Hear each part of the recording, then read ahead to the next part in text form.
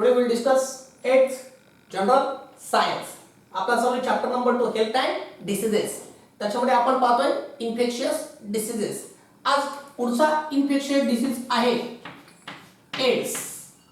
आता याचं long form काय आहे? ए म्हणजे ॲक्वायर्ड, हे आय म्हणजे इम्युनिटी,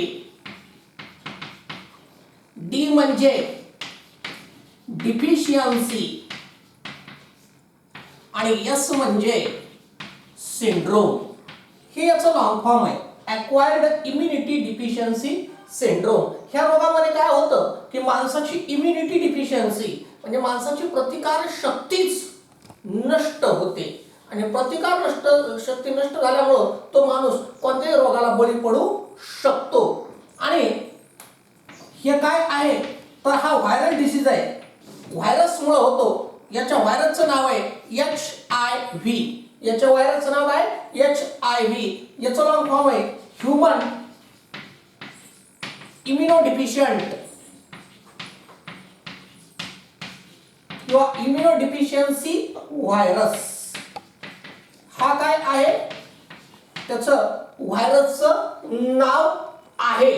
आणि हा जो आहे की हे जे आहे की हा एड्स साठी कन्फर्मेशन साठी एलायझा नावाची टेस्ट करतात. हे एड्स झालाय का नाही हे बघण्यासाठी एलायझा नावाची टेस्ट आहे. हे जे आहे इतकंच आपल्याला काय आहे 8वीला आहे. त्याचं लॉंग फॉर्म, त्याचा व्हायरस, त्याची टेस्ट. आणि हे बघा याचे कारण का नाही येतं, कारण इम्युनोडिफिशियन्सी आहे म्हणजे प्रतिकार क्षमताच कमी होते आणि प्रतिकार क्षमताच कमी झाल्यामुळे अशा माणसाला अनेक रोग होऊ शकतात. म्हणून याचे असे काही स्पेसिफिक सिम्पटम्स नाहीत. याचं शरीर म्हणजे सर्व रोगांचं माहेरघर आहे म्हणून याचे काही स्पेसिफिक सिम्पटम्स नसतात. त्याला जो रोग होईल ते त्याचे सिम्पटम्स असतात. त्यानंतर पुढचा इन्फेक्शियस डिसीज आहे जो प्राण्यांच्या मार्फत होतो तो आहे रेबीज. तो आहे रेबीज नावाचा काय आहे आजार आहे. सरासरी हा जो आहे हा सुद्धा रेबीज हे व्हायरसच नाव आहे आणि तेच रोगाचं नाव आहे. हा व्हायरल डिसीज आहे. हा काय आहे व्हायरल डिसीज आहे आणि जे रोगाचं नाव आहे तेच व्हायरसचं नाव आहे. व्हायरसचं नाव सुद्धा काय रेबीजच आहे आणि रोगाचं नाव सुद्धा काय आहे रेबीजच आहे. आणि हा रेबीज जो आहे हा सरासरी बाईट ऑफ इन्फेक्टेड, हे महत्वाचं बरं का, बाईट ऑफ इन्फेक्टेड डॉग, त्यानंतर रॅबिट, त्यानंतर मंकी अशा जर का प्राणी आपल्याला चावले पण ते प्राणी कसे पाहिजे इन्फेक्टेड पाहिजेत. हो नाहीतर चाललाय कुत्र्याच्या शेपटीवर पाय पडलाय कुत्रा चावलं की रेबीज होईल नाही. त्याच्यासाठी तो कुत्रा रेबीजने इन्फेक्टेड पाहिजे. समजा तो कुत्राच रेबीजने इन्फेक्टेड नसेल तर आपल्याला रेबीज होणार नाही. त्यामुळे जुने माणसं कुत्रा चावल्यावर म्हणतात तर 4 दिवस लक्ष ठेवा कुत्र्याकडं. हो कुत्रा जर का मेलं वगैरे काही आजार वगैरे झाला तर निश्चित त्याला रेबीज आहे मग आपण ट्रीटमेंट घ्यायला पाहिजे रेबीजची. असातला तो भाग असतो. आणि फक्त काय कुत्रच म्हणून नाही की इन्फेक्टेड रॅबिट अगदी ससा जरी चावला किंवा माकड जरी चावलं इन्फेक्टेड तरी हा रेबीज काय होऊ शकतो. आणि हा व्हायरस काय करतो, virus enter the brain via neurons. एकदा जर का हा आपल्या शरीरात घुसला बाईटनं तर हा जो काय होतो virus enters into brain via neurons. Neuron म्हणजे नर्व सेल, न्यूरॉन म्हणजे नर्व सेल, न्यूरॉन म्हणजे नर्व सेल. आणि तो न्यूरॉन मधून कुठे एंटर होतो ब्रेन मध्ये एंटर होतो. कुठे एंटर होतो ब्रेन मध्ये एंटर होतो. आणि काय होतं याचं सगळ्यात रेबीजचं इन्फेक्शन झाले याचं सगळ्यात महत्वाचं मुद्दाम स्टार केले की रेबीज झालंय याचं महत्वाचं सिम्पटम काय असतं तर तो असतो हायड्रोफोबिया. हे त्याचं महत्वाचं सिम्पटम आहे. रेबीजचं महत्वाचं सिम्पटम काय आहे? हायड्रोफोबिया. आणि हायड्रोफोबिया वाटल्यास इथं मराठीमध्ये लिहितो पाण्याची भीती वाटणे, त्याला म्हणतात हायड्रोफोबिया. अशा पेशंटला काय होतं, ज्याला रेबीज झालाय त्याला पाण्याची भीती वाटते. पाणी जरी त्याला दिसलं, जवळ आलं तर तो किंचाळतो, इतकी त्याला पाण्याची काय होते, भीती वाटते. हे त्याचं मेन सिम्पटम आहे. आणि याच्यामध्ये जो व्हिक्टिम आहे, बाधित व्यक्ती आहे, it shows the extreme fear. Victim म्हणजे बाधित व्यक्ती, एक्स्ट्रीम म्हणजे पराकोटीची, फिअर म्हणजे भीती. त्याच्या मनात पाण्याबद्दल खूप भीती तयार होते. आणि रेबीज इज फेटल डिसीज. हा जर का वेळेवर ट्रीट केला नाही तर फेटल, FATAL, फेटल म्हणजे जीव घेणं असा काय आहे, आजार असतो. ते कुत्रं चावले आणि व्यवस्थित ट्रीटमेंट आपण घेतली नाही, पण समजा कुत्रा इन्फेक्टेड असेल तर का नाही, तर कोणत्या कुत्र्याला बघून घाबरायचं नाही. त्याच्यासाठी कुत्रा इन्फेक्टेड पाहिजे. कुत्रा इन्फेक्टेड असेल आणि आपण ट्रीटमेंट नाही घेतली तर आपल्याला हा रेबीज होऊ शकतो. आणि जे आहे आपण त्यांचं वॅक्सिन असतं, आणि हे वॅक्सिन कुत्रा चावल्यापासून किती दिवसात घ्यावं लागतं की 90 ते 175 दिवस. म्हणजे बघा 3 महिने ते 6 महिने इतका तो कालावधी देतो. आपण इतका वेळ घ्यायचाच नाही. मग काय याची ट्रीटमेंट, तर याची treatment immediately rush to the doctor. ताबडतोब डॉक्टरकडे जायचं. आणि त्यांच्याकडे काय असतात, अँटी रेबीज व्हॅक्सिन्स असतात. व्हॅक्सिन म्हणजे लस असतात. ते एरवी घेता येत नाहीत बरं का. हो, नाही तर मी अगोदरच लस घेतो आणि बिनधास्त फिरतो, चावलं तर चावलं होतं, नाही, त्या अगोदर घेता येत नाही. तो इन्फेक्ट झाल्यानंतरच ती लस घ्यावी लागते, ती व्हॅक्सिन घ्यावी लागते. आणि हा रेबीजचं काय होतं, तर सुरुवातीला फिवर येतो. सुरुवातीला काय येतो, फिवर येतो. फिवर म्हणजे ताप येतो. 2 आठवडे पेक्षा जास्त कालावधी काय होतो, तो ताप टिकतो गोळ्या घेतल्या तरी. आणि दुसरी गोष्ट काय, हायड्रोफोबिया आहे. आणि एक आक्रमक बिहेवियर होतं त्या माणसाचं. बिहेवियर कसं होतं, आक्रमक होतं, कुत्र्यासारखं अक्रास्तळपणा करतो, असं आक्रमक असं काय होतं, बिहेवियर होतं. त्याला एक्झॅगरेशन्स म्हणतात. एक्झॅगरेशन्स इन बिहेवियर, की आक्रमकता येते. हे काय असतात, रेबीजचे लक्षण आहेत. आता तुम्ही म्हणताल सर ह्या पानावर काही चौकटी राहिलेल्या आहेत, त्या तुम्ही आम्हाला शिकवल्या नाहीत.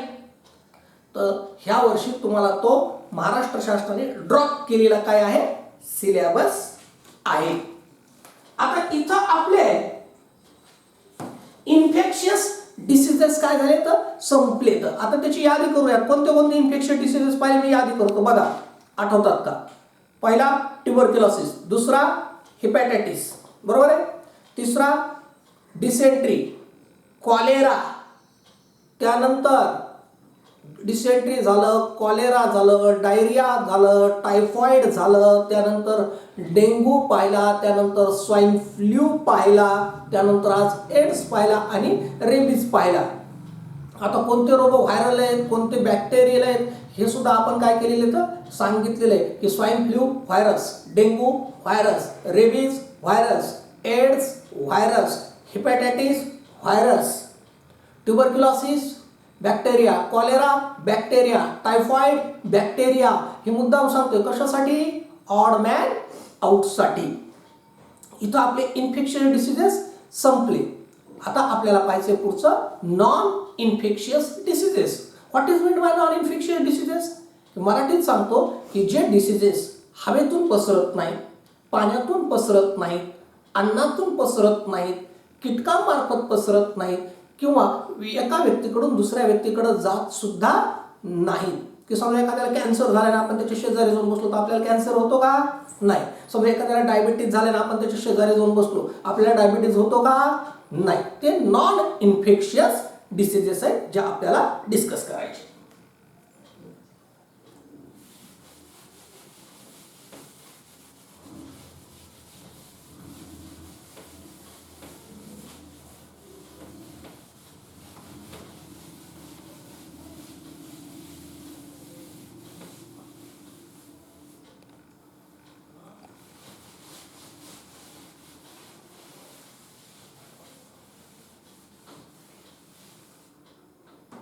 आज आपल्याला पाहायचं नॉन इन्फेक्शियस डिसीजेस. पहिले इन्फेक्शियस झाले आणि आता नॉन इन्फेक्शियस डिसीजेस. मराठीमध्ये याला म्हणायचं असंसर्गजन्य आजार, की ज्याचा पाण्यातून प्रसार होत नाही, हवेतून प्रसार होत नाही, अन्नातून प्रसार होत नाही, एका व्यक्तीकडून दुसऱ्याकडे प्रसार होत नाही, कीटकामार्फत प्रसार होत नाही. म्हणजे जे आहे हे काय आहे की त्याला म्हणायचं नॉन इन्फेक्शियस डिसीजेस. काय? Diseases which do not occur through infection, की जे इन्फेक्शनच्या मार्फत पसरत नाही. Diseases which do not occur through infection. Diseases which do not occur through infection. Diseases which do not occur through infection. मग by air, by food, by persons, तर त्याला म्हणायचं नॉन इन्फेक्शियस डिसीजेस. आणि हे काय होतं, शरीरामध्येच काहीतरी बिघाड होतं आणि हा रोग काय होतात, उत्पन्न होतात. शरीराअंतर्गतच काहीतरी बिघाड उत्पन्न होतात. And such diseases arises. आता नॉन इन्फेक्शियस डिसीजेस कोणते कोणते आपल्याला दिलेले आहेत? 3 दिलेले आहेत. पहिलं कॅन्सर. दुसरं डायबेटीज आणि तिसरं हार्ट डिसीजेस. तर पाहूयात आपण एक एक. पहिला नॉन इन्फेक्शियस डिसीज दिलेला कॅन्सर. आता कॅन्सर म्हणजे काय बघा, मराठीत ऐकून घ्या. कॅन्सर म्हणजे कर्करोग, तुम्हाला माहिती आहे. पण नेमकं काय कॅन्सर म्हणजे? तर आपल्या शरीरामध्ये पेशींची झालेली अनियंत्रित वाढ. काय? आपल्या शरीरामध्ये पेशींची झालेली अनियंत्रित वाढ आणि कोणतंही कारण नसतं, कोणतंही कार्य नसतं, तरी पेशी वाढत राहतात. शरीराअंतर्गत पेशी काय होतात, वाढत राहतात. त्याला म्हणायचं कॅन्सर. हे बघा, एरवी सुद्धा आपल्या शरीरामध्ये पेशी वाढत असतात, पण त्या वाढण्याच्या पाठीमागे काहीतरी कारण असतं, त्याच्यावर मेंदूचं कंट्रोल असतं आणि काहीतरी कार्य पण असतं. पण ज्यावेळेस कोणतंही कार्य नाहीये, कोणतंही कारण नाहीये आणि वाढ कशी आहे, अनियंत्रित वाढ आहे पेशीची शरीराअंतर्गत, तेव्हा त्याला काय म्हणायचं, कॅन्सर झाला. तर काय कॅन्सर? तर uncontrolled and abnormal cell growth. Uncontrolled, अनियंत्रित अँड ॲबनॉर्मल, ज्याला अनियमित म्हणतात. अनियंत्रित आणि अनियमित, ॲबनॉर्मल जे आहे cell growth. Cell growth is called cancer. त्याला कॅन्सर म्हणतात. आणि जो काय सेलचा जो आहे, मग काय होतात, सेलचा गोळा तयार होतो. सेल वाढून काय होतात, सेलचा काय होतोय, गोळा तयार होतो, लंप तयार होतो. त्या गोळ्याला म्हणायचं ट्यूमर. त्या गोळ्याला काय म्हणायचं, ट्यूमर. मग काय म्हणू आपण त्याला, ग्रुप आर, लंप म्हणजे गोळा, group or lump of cancerous cells is called malignant tumor. Is called malignant tumor. हो, त्याला काय म्हणायचं, मॅलिग्नंट ट्यूमर. ट्यूमर ऐकलं ना तुम्ही, गोळा ट्यूमर झाला, ब्रेन ट्यूमर किंवा पोटामध्ये काही ट्यूमर झाले, तर हे काय असतात, group or lump of cancerous cells. त्याला काय म्हणायचं, ट्यूमर. आणि हे आपल्याला कुठेही होऊ शकतो कॅन्सर. असं काही नाहीये की हा कॅन्सर शरीरातल्या कोणत्याही अवयवाला होऊ शकतो. अगदी पोटामध्ये स्टमकला होऊ शकतो, माउथला होऊ शकतो, टंगला होऊ शकतो, अगदी स्किनला होऊ शकतो, लंग्सला होऊ शकतो. असं काहीच नाहीये की कॅन्सर म्हणजे कुठेतरी तोंडालाच वगैरे व्हावे, असं काहीच नाहीये. की every organ in the human body can have cancer. कोणत्याही अवयवाला कॅन्सर होऊ शकतो, अगदी हाडाला सुद्धा. बोन्सला सुद्धा. असं काही नाही की काहीतरी स्पेसिफिक ठिकाणीच आहे, नाही तोंडाचाच कॅन्सर सर आम्ही बघितलेला आहे, अगदी तसं काहीच नसतं. आम्ही ब्रेनचाच कॅन्सर बघितलाय, रक्ताचा सुद्धा कॅन्सर असतो, ब्लड कॅन्सर. तर असं शरीरातल्या प्रत्येक अवयवाला कॅन्सर होऊ शकतो, त्याचं काही स्पेसिफिक लोकेशन्स नसतात. आता हे जे आहे याचे रिझन्स काय आहे? हो, कॅन्सरचे रिझन्स काय आहेत? तर जनरली आपण जे पाहतो टोबॅको, भारतामधले रिझन्स प्रमुख कारण आहे टोबॅको. त्यानंतर गुटखा, हे सुद्धा एक भारतामधलं काय कॅन्सरचं प्रमुख कारण आहे. त्यानंतर स्मोकिंग, सिगरेट ओढणं, बिड्या ओढणं, हे सुद्धा एक कारण आहे. त्यानंतर अल्कोहोलिझम किंवा अल्कोहोल कन्झम्पशन म्हणजे दारू पिणं, हा सुद्धा काय आहे एक भारतामधलं प्रमुख कारण आहे. त्यानंतर लॅक ऑफ फायबर कंटेंट. आता हे झालं व्यसनी माणसाचे काम, तंबाखू खाल्ली, गुटखा खाल्ली, बिडी पिली, दारू पिली. पण नाही हो सर, आम्ही पाहिले ते माणसाला तर तो काहीच करत नव्हता. हो, आम्ही तो काय शेजारचा आहे माणूस आहे, छान आहे, तो यापैकी काहीच करत नव्हता, तरी पण त्याला कॅन्सर आहे. मग का होतो कॅन्सर? अजून एक सांगतो, lack of fibre content in diet. Diet, आपल्या डाएटमध्ये जर का फायबर कंटेंट नसतील तर पोटाचा कॅन्सर होतो. फायबर कंटेंट म्हणजे कोणते?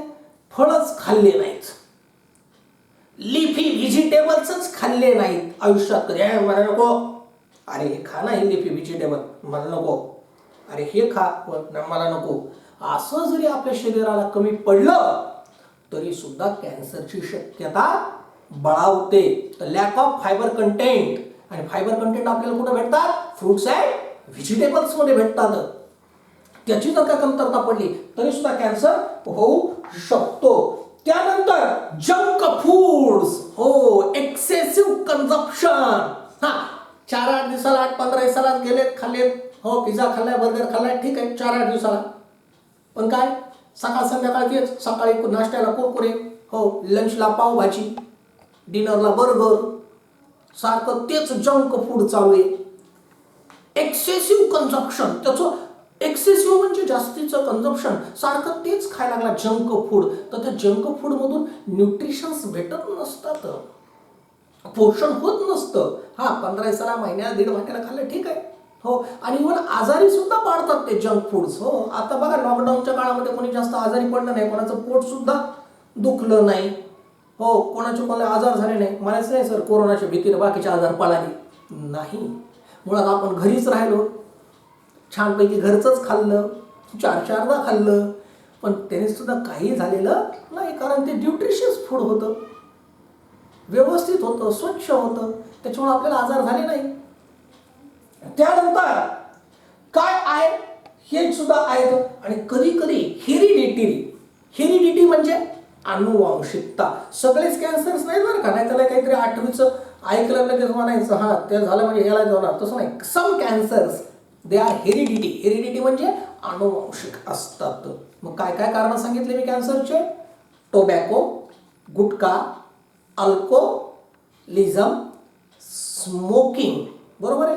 त्यानंतर lack of fibre content in food, त्यानंतर जंक फूड्स आणि हेरिडिटी. हे काय सांगितले तर रिझन्स म्हणजे कारण सांगितलेत की ज्या कारणामुळं इंडियामध्ये जास्त करून कॅन्सर होतो. त्यानंतर आता याचे सिम्पटम्स कसे ओळखायचे, याचे लक्षणं सुद्धा आहेत कॅन्सरचे. पण ते काय असतात तर क्रॉनिक कफ, बऱ्याच वेळा क्रॉनिक कफ होतो, सारखा खोकला येतो, क्रॉनिक कफ. याचे सिम्पटम्स काय असतात तर क्रॉनिक कफ, सारखा खोकला येतो, त्यानंतर होर्स व्हॉइस, तोंडाचा कॅन्सर झाला, त्याची लक्षण आले तर त्याचं काय होतं, आवाज घोगरा व्हायला लागतो, ज्याला होर्स व्हॉइस म्हणतात. आवाजामध्ये बदल व्हायला लागतो. त्यानंतर डिफिकल्टी इन स्वॅलोइंग, जर का कुठे तोंडाच्या गळ्याच्या भागात असेल तर डिफिकल्टी इन स्वॅलोइंग, काय होतं, गिळता येत नाही, डिफिकल्टी इन स्वॅलोइंग.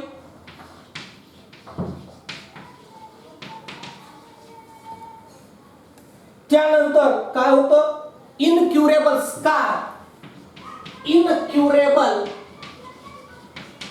स्कार किंवा इन्फ्लामेशन येतं. हो, एखादा तोंडामध्ये हातापाय कुठतरी चट्टा येतो, जो औषध घेऊनही राहतच नाही, किंवा इन्फ्लामेशन म्हणजे फोड वगैरे येतात तोंडामध्ये, की आपण ज्याला तोंड येणं म्हणतो, ते इन्फ्लामेशन असतं, ते राहत नाही. त्यानंतर ब्रेस्ट कॅन्सर असेल तर lumps in breast, breast cancer झाला तर लम्प्स येतात, गाठी येतात. त्यानंतर आणि अनएक्सप्लेन्ड वेट लॉस, कधी कधी अनएक्सप्लेन्ड वेट लॉस. हो, अचानकच वजन कमी व्हायला सुरू होतं. बाकी तो सगळ्या टेस्ट केल्या तर काही दाखवत नाही, कोणताही आजार दाखवत नाही, खाणं पिणं व्यवस्थित असतं, पण वेट लॉस होतो, वजन कमी व्हायला सुरू होतं, तर ते सुद्धा एक कॅन्सरचं लक्षण असू शकतं. हे काय तर सिम्पटम्स आहेत. आता हे कॅन्सरच्या आहे हे तपासण्या करण्यासाठी सुद्धा स्पेशल तपासण्या असतात. असं ज्याला काय म्हणतात, मॉडर्न डायग्नोस्टिक टेक्निक्स.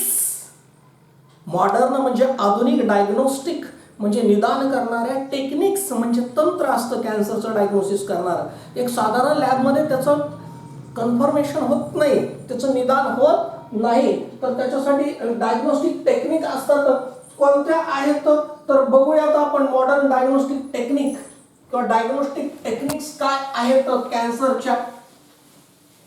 कोणत्या टेस्ट केल्यानंतर आपल्याला कळतं की कॅन्सर झालेला आहे, त्याला म्हणायचं डायग्नोस्टिक टेस्ट. डायग्नोस्टिक म्हणजे निदान करणाऱ्या टेस्ट कोणत्या कोणत्या आहेत, तर इथं आपल्याला यादी दिलेली आहे. सीटी स्कॅन,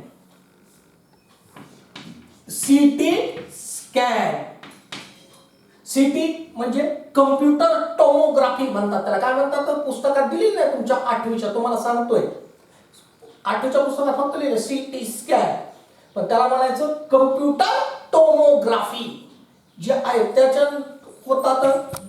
त्यानंतर MRI स्कॅन आहे, MRI स्कॅन तुमच्या 8वीमध्ये एवढाच उल्लेख आहे, अगेन फक्त MRI. हो, पण आपण लक्षात घ्यायचं काय, लॉंग फॉर्म सांगतो त्याचं.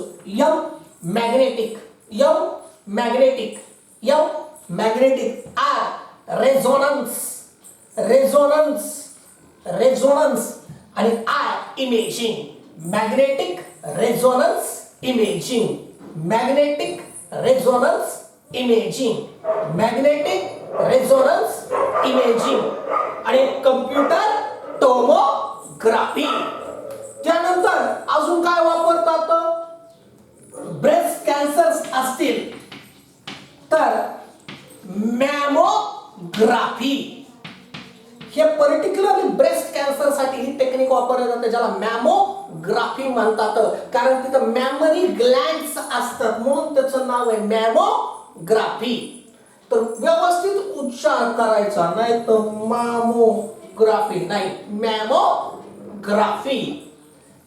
त्यानंतर अजून कोणत्या टेक्निक असतात, बायोप्सी असतात. बायोप्सी, बायोप्सी नावाची टेक्निक आहे, पाठ नाही करायची. इथं पुस्तकात फक्त बायोप्सी दिले. बायोप्सीचा अर्थ काय असतो की एखादं फोड आहे किंवा चट्टा आहे, त्याचा काय होतात तुकडा काढून घेतात, छोटासा तुकडा कट करतात, काढून घेतात आणि तो तुकडा लॅबोरेटरीमध्ये तपासायला पाठवतात, त्याला म्हणायचं बायोप्सी.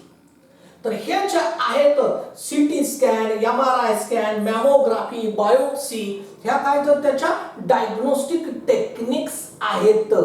आणि याची ट्रीटमेंट कशी करतात. हो, आजकाल हा ट्रीटमेंट होण्यासारखा आजार आहे, जीवघेणा आजार हा राहिलेला नाही, कॉमन आजार झालाय डॉक्टर लोकांसाठी. तर काय आहे याची ट्रीटमेंट जे आहे, काय आहे पहा. Treatment of cancer.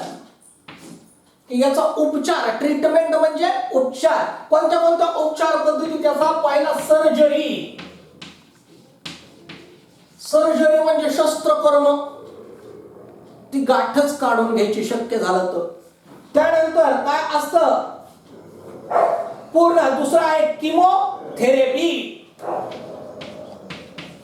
Chemotherapy. Chemotherapy म्हणजे त्या कॅन्सरवर वेगवेगळ्या केमिकल्स काय करायचं? ट्रीटमेंट द्यायची, त्याला म्हणायचं किमोथेरपी. त्यानंतर आहे रेडिओ थेरपी. रेडिओथेरपी म्हणजे तिथं रेडिएशन्स काय करायचे? मारायचे त्या गाठीवर, त्याला म्हणायचं रेडिओ थेरपी. त्यानंतर आता अजून मॉडर्न याच्यामध्ये निघाले हे 1 2 3 ह्या पारंपरिक ट्रीटमेंट्स आहेत, कन्व्हेन्शनल ट्रीटमेंट्स आहेत. मॉडर्न मध्ये आहे कोणतं? आहे रोबोटिक सर्जरी. हो, रोबोटच्या सहाय्याने सुद्धा ही रोबोटिक सर्जरी करतात. जिथं मानवी हाताचं कौशल्य संपतं तिथे रोबोटिक सर्जरी वापरतात. किंवा लॅप्रोस्कोपिक सर्जरी सुद्धा आहे. Laparoscopic surgery. लॅप्रोस्कोपिक सर्जरीचा काय अर्थ आहे? की समजा पोटाच्या भागामध्ये कुठे कॅन्सर असेल तर प्रत्यक्ष पोट फाडायची गरज नाहीये.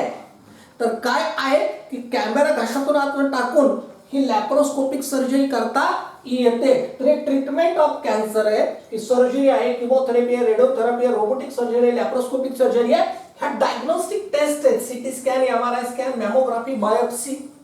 हे आहे ते सिम्पटम्स तुम्हाला दिले. हा नॉन इन्फेक्शियस डिसीज आहे. आता पुढचा नंबर 2 चा नॉन इन्फेक्शियस डिसीज आहे डायबिटीज. आपल्याला सगळ्याच्या ओळखीचा आहे. डायबिटीज म्हणजे मधुमेह. जास्त प्रमाणात जर का साखर खाल्ली, हो, साखरेचे खाणार त्याला देव नाही देणार, त्याला डायबिटीज होणार. हो, जास्त गोडे खायचं नाही.